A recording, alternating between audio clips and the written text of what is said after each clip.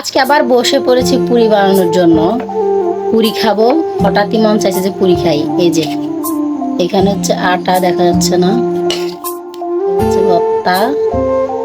আর এই যে এখন এখানে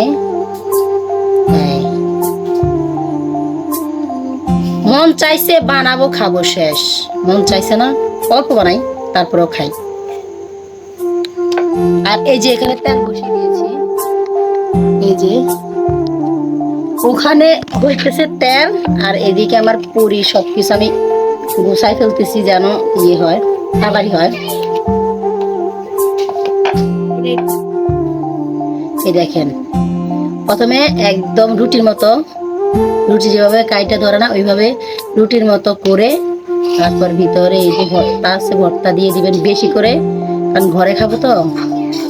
একদম মুখটা একদম মুখটা একদম বন্ধ করে দিবেন যেন বের না হয়। এই যে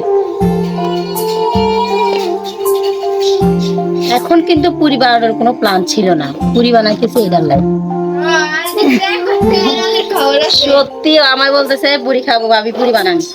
ঠিক আছে, পুরি যাতে বানাবো, চলো মিলে জিলে বানাই।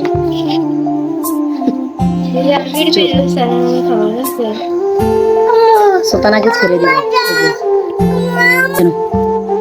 এই যে আসতে একটা দুইটা বানা, এই যে মানে আরেকজন এই হচ্ছে বুঝছে।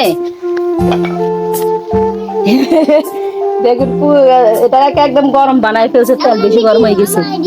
তুমি দিবা, দেখি এটা দাও। আল্লাহ আবার নিয়ে চলে গেছে। আল্লাহ, তেলটা বেশি গরম হয়ে গেছে। তুমি সর, আমি বানাই।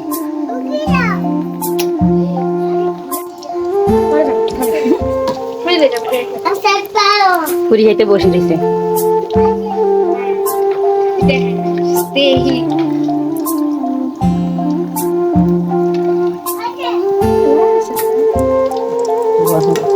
দোকানের চেয়ে ঘরে পুরি বানালে কিংবা যে কোনো জিনিস বানালে তৃপ্তি করে খাওয়া যায়, বেশিও হয়, খেতে ভালো লাগে, পেটও ভরা। দোকান থেকে আনলে মনে হয় মুখে লাগে না, তাই আমি বেশিরভাগ সময় ঘরেই বানাই।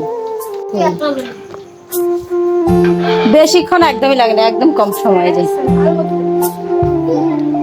এই যে এটা খেতে আসো।